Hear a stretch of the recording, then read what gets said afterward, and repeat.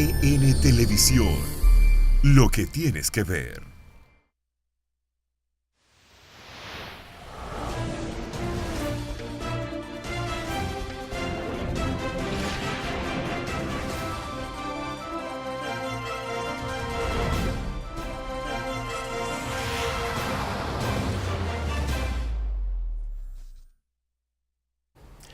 Buenos días y bienvenidos a esta jornada del día de hoy, miércoles. Comenzamos en geopolítica para ver los temas más importantes de todos los hechos relevantes ocurridos en las últimas horas en nuestro país y en el resto del mundo. Como todos los miércoles, Fernando comparte con nosotros el contenido de geopolítica y aquí está Fernando, que le damos de inmediato los buenos días. Buenos días, Nelson. Buenos días a los amigos televidentes que todos los días sintonizan este programa Geopolítica. Gracias por su sintonía. Y en el día de hoy, no solemos hacer esto con los miércoles de un invitado porque tenemos el tiempo para discutir con Fernando, analizar los temas importantes, sobre todo el acontecer político y la cotidianidad de la geopolítica. Pero vamos a hacer una excepción el día de hoy porque tenemos la comparecencia, una entrevista con nosotros de una persona muy querida, dirigente político, pero sobre todo muy querido por este ciudadano y también por Fernando. Sí. Hablamos del doctor Elías Wessing Chávez, presidente del Partido Quisqueyano Demócrata Cristiano, que vamos a hablar con él prácticamente durante todo el programa para tener bastante tiempo para discutir con él los temas más importantes del acontecer político, ver la visión que tiene Elita. Elita es para nosotros lo que lo queremos como, sí, gracias. Como un familiar. Buen día, Elita. Muchas gracias, Nelson, Fernando, un placer estar con ustedes. Es verdad que para nosotros es un inmenso placer. Vamos a ver en el día de hoy cómo están las condiciones del tiempo antes de tener todo el tiempo adicional para conversar con Elías, a ver cómo están. Dice la Oficina Nacional de Meteorología que una vaguada frontal estará incidiendo desde la mañana del día de hoy hasta la tarde y la noche, provocando lluvias dispersas en el noroeste, norte, noreste, cordillera central y al norte de la zona fronteriza.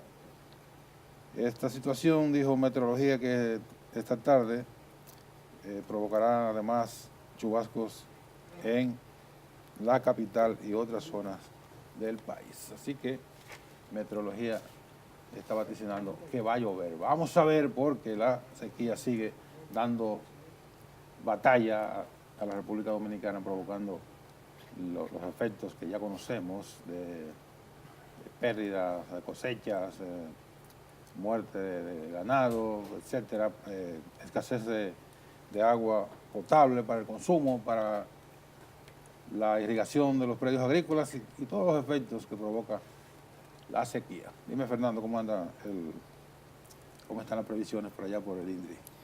Bueno, tú sabes que ahora mismo las presas se han abastecido mínimamente de agua, pero el agua para consumo humano, y eso es aclarando, nunca ha estado en peligro durante la sequía, y en este momento mucho menos. Lo que sí hay una previsión para la siembra de arroz. Está totalmente prohibido hacer uso del agua para ese tipo de producción. Y entonces, ahora el INDRI, conjuntamente con el Ministerio de Agricultura, han tomado las previsiones del lugar para que no se alegue que no sabían, que no podían sembrar. Ya. O sea que el que se arriesga a sembrar puede sufrir la consecuencia de que las autoridades adopten la medida de eliminar la cosecha, eliminar esas siembras. Probablemente no se le elimine la siembra, pero lo que puede estar seguro es que al no contar con el abasto del agua, podría tener problemas en su cosecha. Bueno, ya lo saben los productores, es lamentable porque miles de personas viven del cultivo del arroz, entonces tienen una periodicidad para la siembra, pero si ya las autoridades advierten que el problema del agua no permite el uso, que el arroz sabemos que tiene un uso muy intenso de agua, necesita agua en abundancia, entonces ya sabemos que deben tomar las previsiones para no correr con las consecuencias. Formalmente, Elite, ¿cómo están? Estamos bien, Nelson, y ese comentario del arroz y el agua implica que va a haber que importar arroz, porque si la cosecha no es productiva, entonces va a haber que hacer planes de importación. Y eso es un impacto a la economía, ya que sabemos que estamos importando más de lo que exportamos. Y el arroz es un renglón vital de los dominicanos, de la familia. O sea que es preocupante eso, realmente. Mira, hay mucha gente que dice que el único sitio que se come más arroz que en República Dominicana es en China. ¿En dónde? En China. Ah, bueno, porque son más. No, está medido. ¿Sabe cuál es el per cápita? O sea, el ranking se podría llamar del per cápita. China, Vietnam y República Dominicana. Nosotros tenemos El tercer lugar. el tercer lugar en el consumo de arroz. Bueno. Porque aquí se desayuna con arroz, se come con arroz y se cena con arroz. Sí. Y además el postre con arroz. Sí, porque decía, arroz con dulce. decía un profesor de la universidad que era médico y que el dominicano come cada vez más para comer cada vez menos. Entonces decía, explícame eso. Ay, que si no tiene, cocina más arroz para poderlo rendir durante el día. No, y tú sabes que cuando uno viaja afuera y se encuentra con familias dominicanas, yo me recuerdo un viaje que hice a Canadá, cuando yo era director de pasaporte, viendo las soluciones del pasaporte allá. Fui a una casa de dominicanos que me invitaron. Le tenemos un morito aquí. Ay. Y digo, muy bien, yo me lo comí con mucho gusto, pero cuando uno va afuera como que quiere probar otra cosa. Otra gastronomía, ¿verdad? Sí, Elita, pero déjame decirte una cosa. Tú lo estás diciendo más que todo por una pose. Porque cuando tú tienes 4 o 5 días, que tú no has visto esa bandera ahí. Eso es así, eso es No, así. pregúntale a ver que cuando él estudiaba en España no estaba... Ah, no, la buscando- vieja no se perdía en eso, porque al viejo le gustaba así. Ahí, eso es verdad. Ese arroz siempre estaba ahí. Sí. Pues bien, Pero en relación a lo que está diciendo Elita, que parece que me robó la idea. Yo nada más decía por dentro de mí. No lo quise decir, pero ya lo dijo. Aquí hay gente que tiene que estarse frotando las manos. Ah, bueno, eso sí. Sí, Esas no, importaciones. no, es un negocio redondo. es el negocio No, más redondo que no, hay. Eso es un Sí, negociazo. es una computadora Claro. y un mensaje de internet. Y ya. Sí, porque ya ni siquiera antes era un fax. No, Y ya- ni eso. no, Ya no hay que ir. Es un correo electrónico, punto. Así mismo. O una compra virtual. Bueno, entrando en materia política, tenemos varios temas importantes ahora en la agenda política. Uno de ellos es el relativo al supuesto o no arrastre contenido en la ley de régimen electoral. Que hay una discusión, una ley que se acaba de aprobar apenas, y tenemos entonces la discusión de que si se aprobó eso o no se aprobó. ¿Cuál es la posición del PQDC? Nelson, esa confusión se debe a que lamentablemente en nuestro país las cosas no las hacemos como tenemos que hacerlas o como debemos hacerlas. Aquí estuvimos casi 15 años discutiendo tanto la ley de partido como la ley de régimen electoral. Sí. Y al final lo que se ha hecho es un tollo. Esa ley de régimen electoral, la 1519, establece en 3 artículos, comenzando en el 92, el 130 y creo que el 135, que la elección del senador ya no es por arrastre. Creó 4 niveles de elección. Lo dice claro. Entonces, hay un artículo al final, creo que si mal no recuerdo, el 150, al final, que habla del voto congresional. Entonces, de ahí es que se han anclado los sectores, sobre todo los senadores que quieren reelegirse, y que quieren que se le cuenten los votos de los diputados, para decir que no, que la ley al final, al decir eso, lo que está el legislador es diciendo que el arrastre continúe. Entonces, hay un asunto de interpretación y hay un asunto que tiene que ver con una medida supletoria que ha de tomar la Junta Central Electoral en el reglamento para aplicar esa legislación. Pero hay una cosa ahí mismo. Es ahí donde está básicamente mi confusión.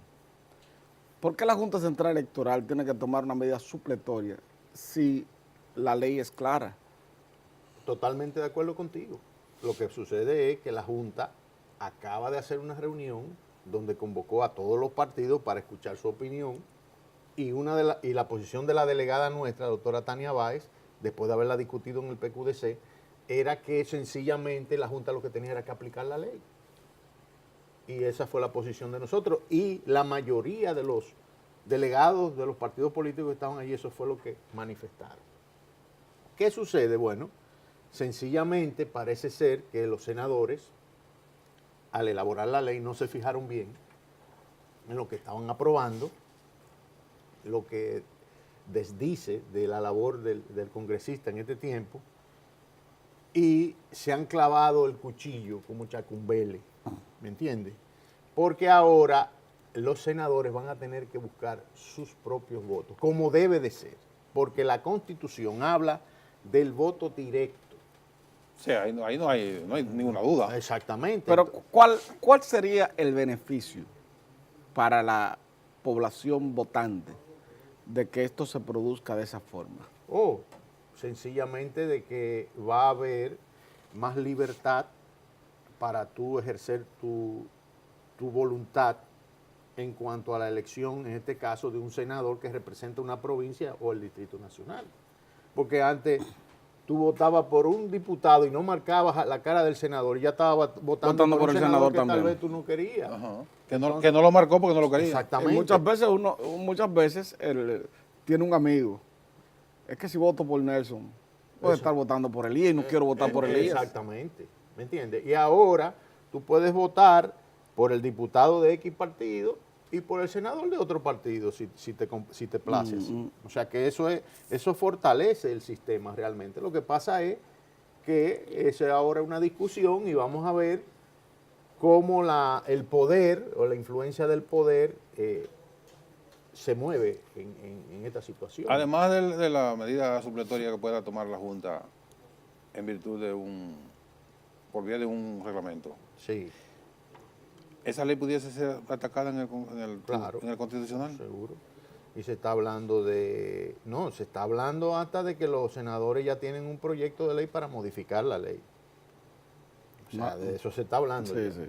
O sea que, vuelvo y te reitero, aquí estamos en un lío electoral. Pero No, una porque cosa, tú también- fuiste diputado, escúchame, Fernando. ¿Fuiste diputado? Sí, 2 veces. 2 veces, entonces. ¿Esa vagancia legislativa ha sido sistemática? Mira, ¿O qué pasó ahora? Cuando yo fui diputado la primera vez, éramos 120 legisladores, diputados. Ahora hay 190. Ahora para tú pedir un turno, tienes que esperar 3 y 4 meses que te lo den. Si no te vuelves un león en una sesión. Antes no, antes el Congreso, en el Congreso se podían debatir. Era más fluido. Sí, era mucho más fluido, las comisiones por igual.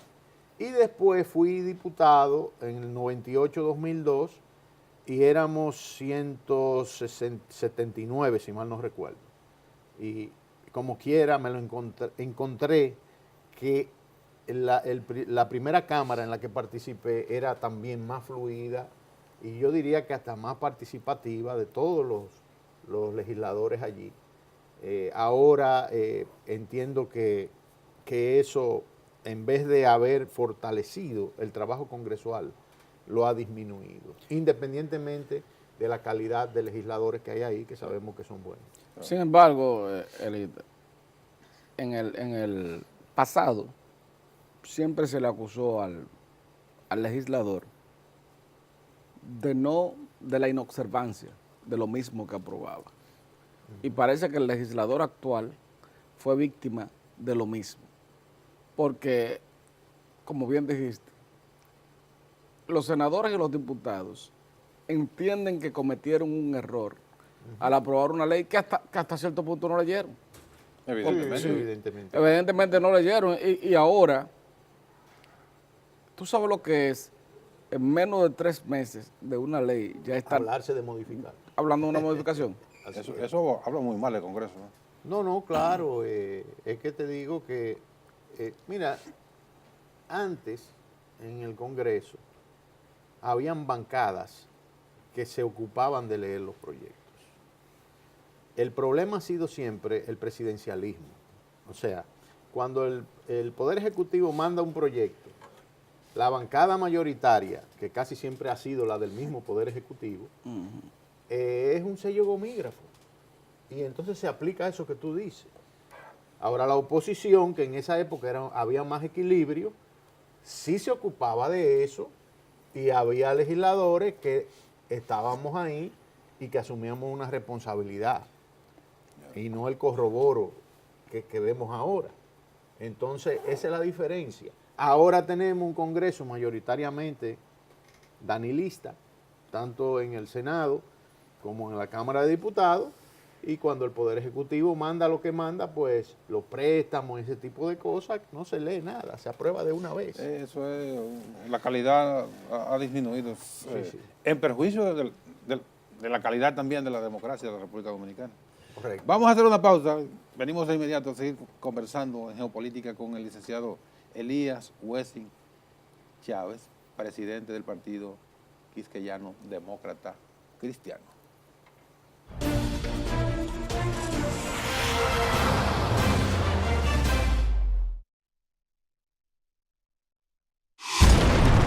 En Televisión, lo que tienes que ver.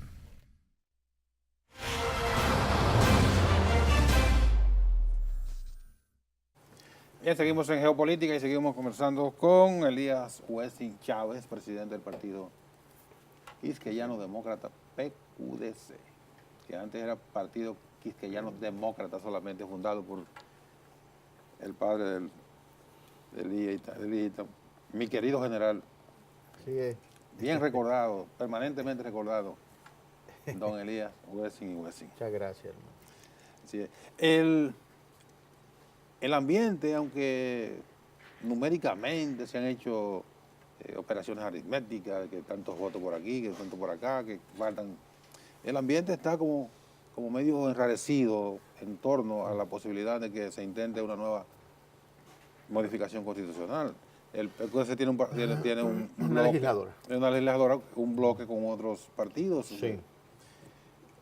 ¿Cuál es la actitud que tienen primero ustedes los legisladores, Sí, pero claro. además el marco general, ¿cómo lo percibe el PQDC? La posición del bloque PQDC Frente Amplio, es decir, la diputada Besaida González y Fidel Santana, es firme de rechazar todo intento de modificación. Lo que vemos con preocupación es que prima facie de introducirse la ley de reforma, que no requiere una mayoría calificada, No.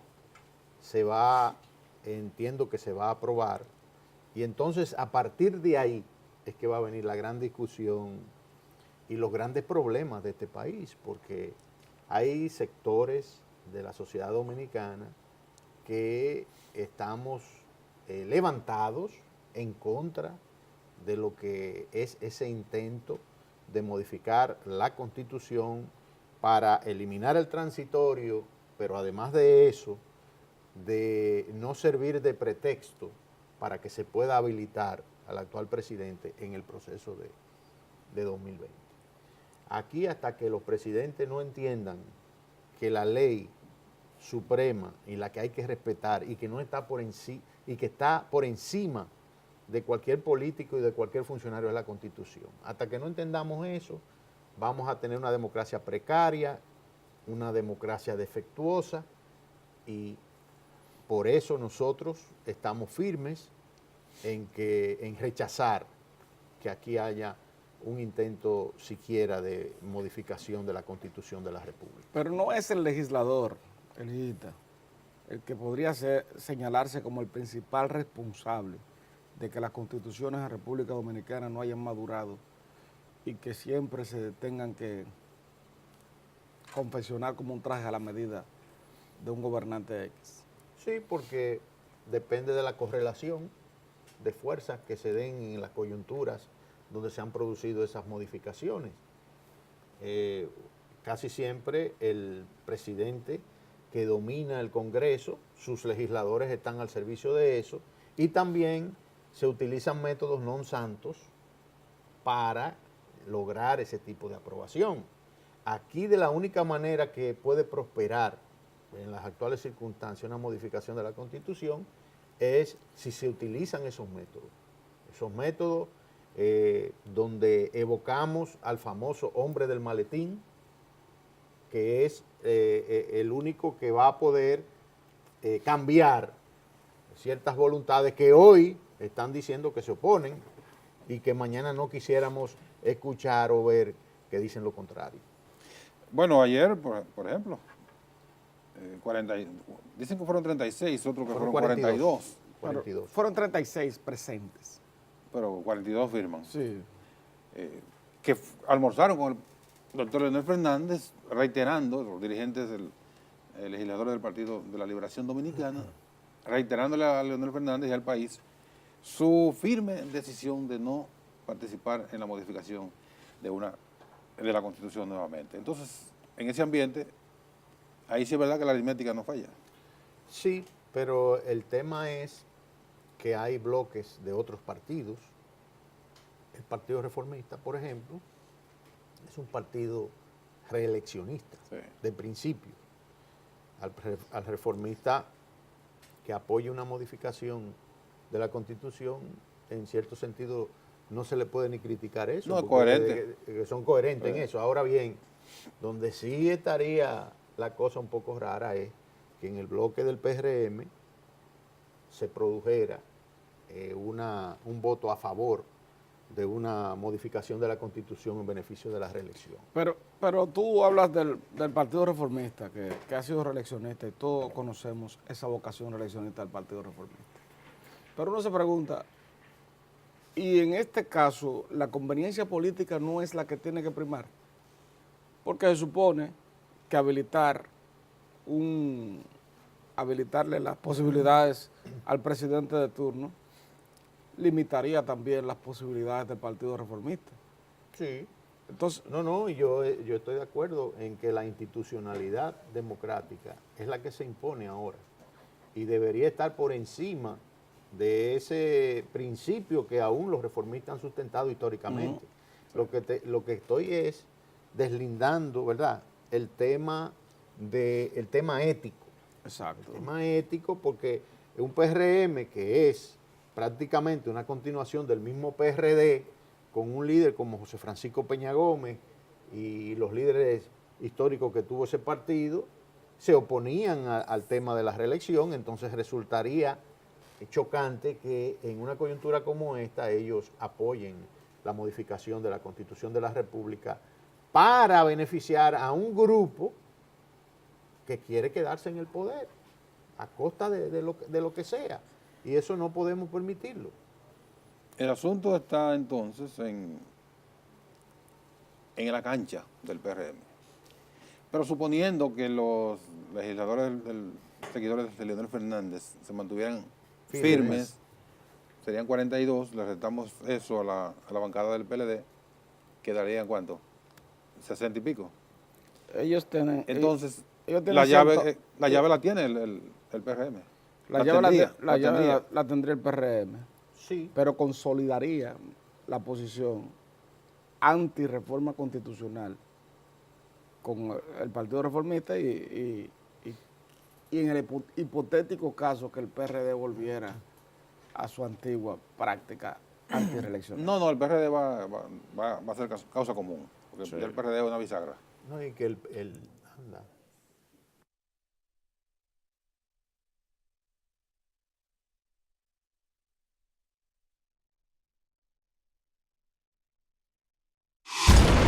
EN Televisión, lo que tienes que ver. NTN Televisión.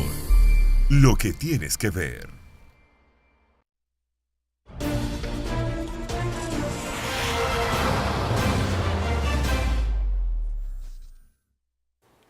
Bien, seguimos con Elías Wessing Chávez. Hicimos un programa aquí fuera de la cámara, que si ustedes saben ese programa, Histórico. lo vamos a hacer un día, Elías. Cuando tú quieras, mi Sí. estimado. Vamos Cuando a tú hacer quieras. ese programa, Sí, porque eso sí. A ese es programa, parte de la historia. A ese programa se le podría poner como reescribiendo la historia. Sí, eso son elementos de la historia que mucha gente no conoce y que como no conocen o la manipulan, entonces hablan muchísimas tonterías y acusan a gente le imputan a gente cosas que no cometieron Así es. y lo ubican en áreas que no les corresponden. Bueno, pero vamos a hacer ese programa un día. Tenemos ese compromiso con Elías. ¿Hablábamos? Yo quiero retomar en la parte de Fernando.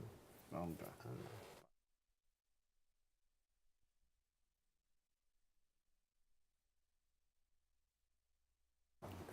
Mira, nos atraparon. La Sí, parte de... Sí, de Fernando, cuando hablaba de la correlación de fuerza del PRM, es preocupante que en el PRM haya dos corrientes que se estén moviendo, que todos sabemos, porque hay legisladores que responden a Hipólito Mejía y otros Sí. que responden a Luis Abinader. En consecuencia, eso debilita la posición de los que nos oponemos a que la Constitución se reforme. Sí.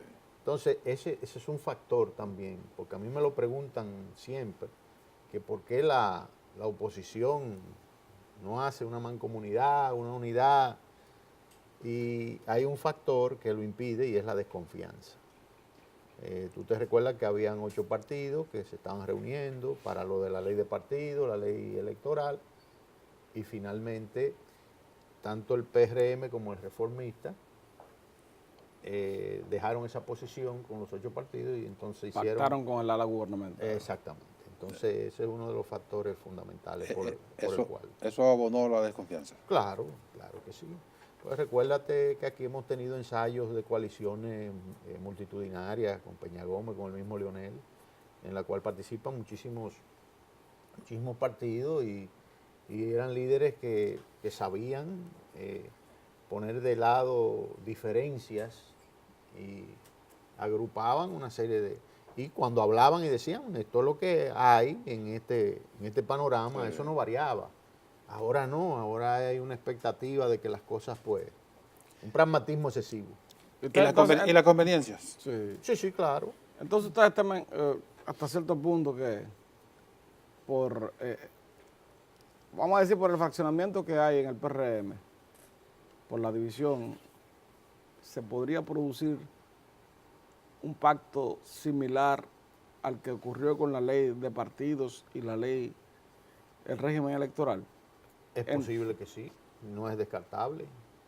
Si hablamos objetivamente, sin subjetividad, es posible.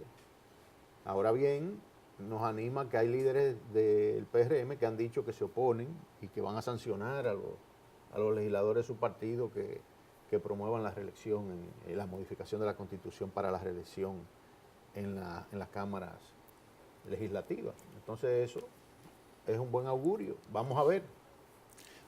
Así ya entrando a otro aspecto, Sí. el panorama nacional. ¿Cómo valora el PQDC el panorama en sentido general, la inseguridad, la incertidumbre, Sí, sí. los incrementos de precios? Bueno, un panorama así general que Miren, parecía... nosotros, ese es uno de los temas más preocupantes que tiene el pueblo dominicano ahora mismo y es la inseguridad ciudadana. Lo reflejan las encuestas que se hacen.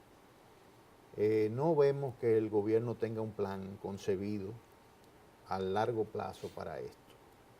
Es una necesidad urgente concebir un plan para trabajar con las juventudes del país, sobre todo las que vienen creciendo, las que están en las escuelas.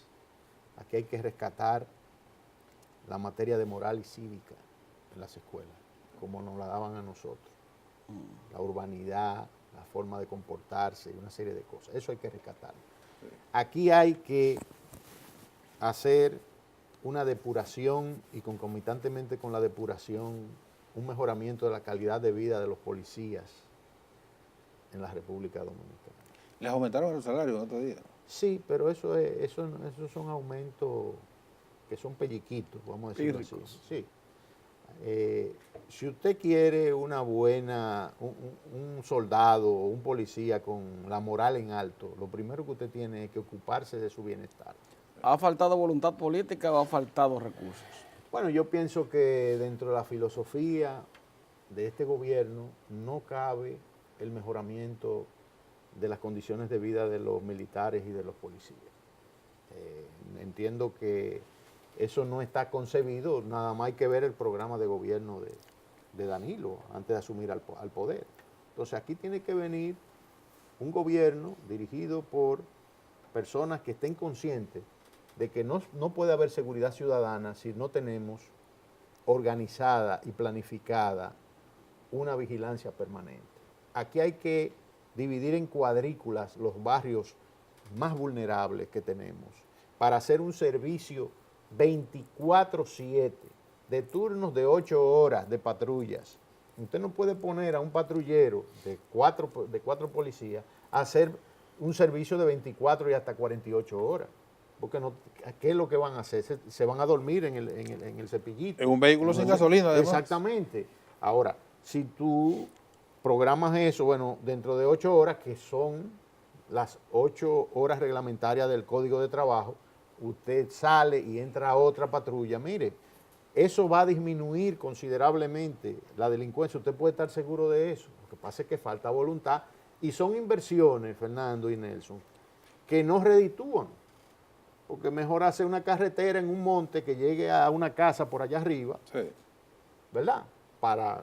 Desde la perspectiva de la gente que no gobierna, a hacer inversiones en la gente, en las personas, en las instituciones, para fortalecerla. Entonces, nosotros estamos claros que ese es un aspecto que aquí hay que manejar, aquí hay que organizar el tema de la cadena de mando de la policía. En todos los países desarrollados, el Ministerio de Interior y Policía es el que vela por la seguridad ciudadana.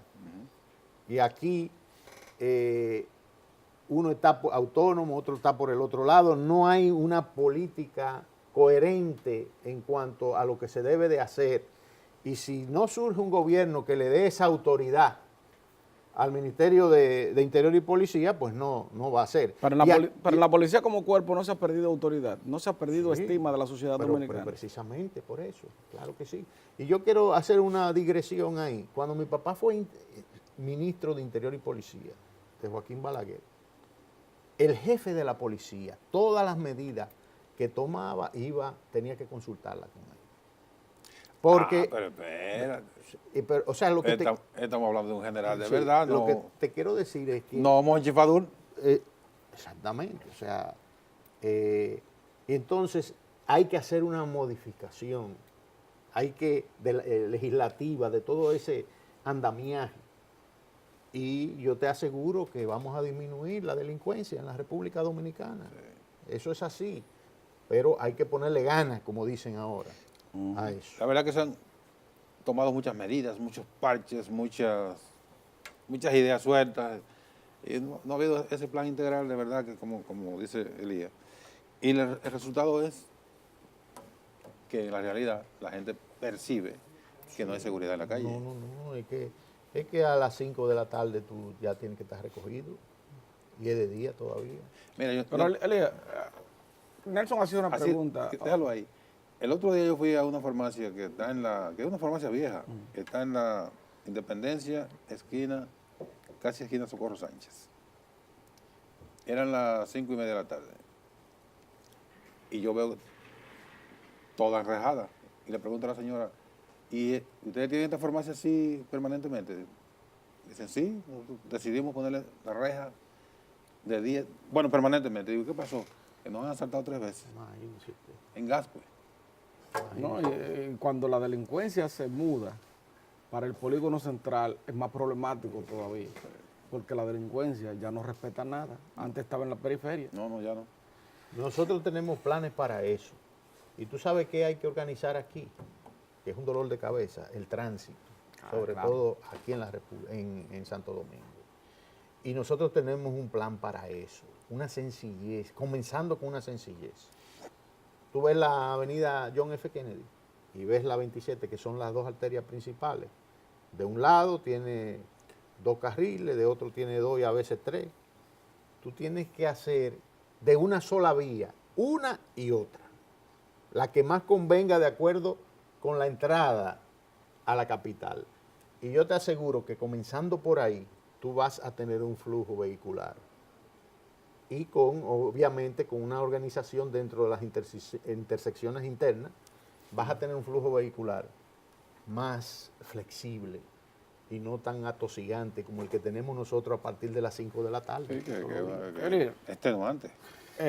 cuando Nelson te hacía la pregunta para que tú le hicieras una panorámica de cómo está el país, Sí, te preguntaba también por la situación de los precios de los artículos de primera necesidad, cómo evalúan desde el PQDC los cambios que se han dado en los precios de los artículos de primera necesidad y sobre todo si está la población dominicana en capacidad mínima para adquirir lo que se le oferta. mire, aunque fue específicamente para el sector, diríamos que ganadero, y él después generalizó un poco, recientemente vimos unas declaraciones de Eric Rivero, el presidente de Cofenagro, donde él decía que aquí el problema alimentario y del costo de los artículos de primera necesidad se agrava porque el gobierno que hemos tenido no ha planificado lo que es la producción y la potencial exportación de los productos que se producen aquí. Tampoco se ha invertido en tecnología como se ha debido. En Israel se cultiva y se cosecha arroz con el sistema de goteo y con un sistema controlado. Hace tiempo que nosotros debimos de haber tenido eso. Tenemos Israel, teníamos a Taiwán, ya no lo tenemos, pero ahora tenemos Israel, que siempre ha estado dispuesta a compartir esa tecnología, a venir aquí. Pero hay que planificar, hay que hacer las cosas. Entonces, el tema de los artículos de primera necesidad que suben es complejo, pero ahí es que comienza la complejidad. Porque tú tienes que tener una estrategia para que esos alimentos de la canasta básica le lleguen al pueblo a precios asequibles. Entonces, el manejo de la economía que se ha hecho, el aumento de la deuda, eso también incide de alguna manera en la planificación que no la vemos del gobierno. ¿Qué es lo que vemos? Visitas sorpresa. Que eso tenga un resultado positivo o no. Yo digo que al final, al mediano y largo plazo no lo va a tener. Pero con la venia de Nelson, ahí mismo, donde Sí. hiciste la visita sorpresa, tú estás hablando de tecnología Sí. para el sector agropecuario. ¿Entiendes tú que con los recursos que se han invertido en las visitas sorpresa pudo haber sido suficiente para invertirlo Pero en claro, tecnología? Pero claro que sí. ¿Y cómo tú le das 20 y 30 millones a una cooperativa y ya? ¿Y dónde está la asesoría asociativa que tú tienes que darle a esa gente? ¿Y no le da seguimiento? No, hombre, no. ¿Y dónde está la asesoría técnica? Y para tú dar ese dinero, tú verificaste si realmente los que están en esa cooperativa son los que producen eso. Y al final tú le has dado un seguimiento para saber si ese dinero no cayó en 2 o 3 compañeritos, que son los que tienen la finquita y la producción. Si seguimos así no vamos a llegar a ningún lado. Entonces aquí hay que hacer las cosas de manera institucional. Yo lo puedo decir, yo he sido funcionario en este país y yo quiero decirte esta anécdota. Cuando yo estaba en deportes, vinieron los políticos a decirme, mire, el delegado deportivo de tal sitio, de 2 lugares, usted tiene que quitarlo porque ellos no son del gobierno. Y yo dije, bueno, yo le doy una respuesta después. Cuando yo investigué, indagué, fui allá, a ver, eso eran lo que querían los jóvenes de allá. Uno era PLDista y otro era del PRD. ¿Qué yo hice? Lo dejé a los dos. Y cuando vinieron, que después fueron con chisme donde el presidente, Balaguer y eso, pero Balaguer le dijo, déjenlo trabajar. Así fue que le dijo. ¿Me entiende? O sea, porque también depende del criterio que tú tengas. Claro. Si usted es el que sabe hacer eso y usted es comunista, mi hermano. No importa. Entonces a usted que hay que respaldar en eso. El resultado lo que vale. Pero claro, el resultado, el tratar al otro decentemente. Y eso es lo que falta aquí. Aquí es todo para el grupo que está gobernando. Usted vende a una institución, investíguese a ver quiénes son los que venden. Así no podemos seguir aquí. Hablaste de ir medio de pasada de la deuda. Sí. Hay una preocupación generalizada por el monto de la deuda. Muchos dicen que hemos desbordado ya la capacidad de endeudamiento porque tiene un 50% del PIB comprometido con la deuda. ¿Cuál es la posición del PQDC en ese sentido? Mira, aquí hay que hacer un replanteamiento integral, exhaustivo, una reingeniería de lo que un gobierno que surja aquí va a tener que hacer lobby en todos esos organismos multilaterales para que se bajen los intereses. Hay que renegociar. Sí, renegociar, pero hay que ir a explicarle al pueblo todo. Porque tú sabes cuál es uno de los problemas también de los gobiernos nuestros, que no hablan, que no le dicen al pueblo lo que está pasando. Entonces, eso hay que hacerlo. Y aquí hay cerebros para organizar este país en lo económico, en lo social y en lo político. Y nosotros estamos en esa tesitura. Aquí hay que hacer una reforma tributaria integral. Ojo, no para aumentar los impuestos. Todo lo contrario, para bajarlos. Y tú me dirás, ¿cómo? Y la presión tributaria, que es un discurso que tiene muchísima gente, está demostrado que menos impuestos en un volumen mayor, En la base. en la base, tú vas a recaudar dinero y la evasión se disminuye. Ese anticipo que pagan los empresarios aquí, eso hay que quitarlo. Es criminal. Y tú tienes que crear un fondo especializado para los emprendedores, para los jóvenes. Yo me he entrevistado con jóvenes aquí que comienzan su negocito, su empresa, y eso es traba y traba para ellos. Sí. Así no se puede. Aquí hay que proteger de alguna manera con políticas públicas coherentes y de mediano y largo plazo a la clase media, que es el colchón de la sociedad, Sí. que es el que lo aguanta todo.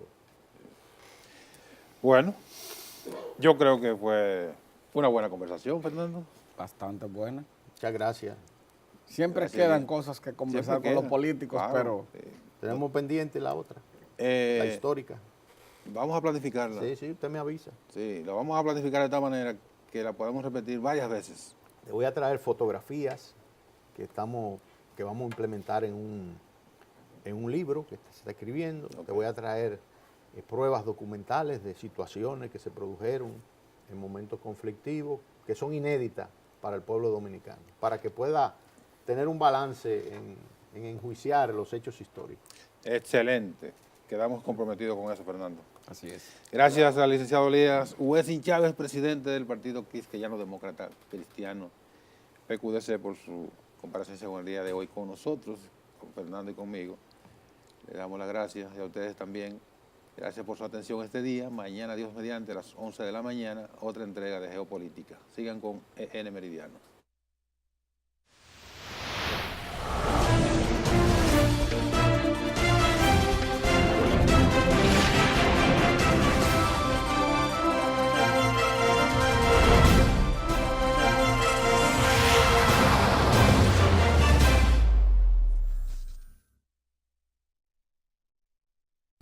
A continuación, EN Meridiano, luego EN Noticias y más tarde, Faranduleando.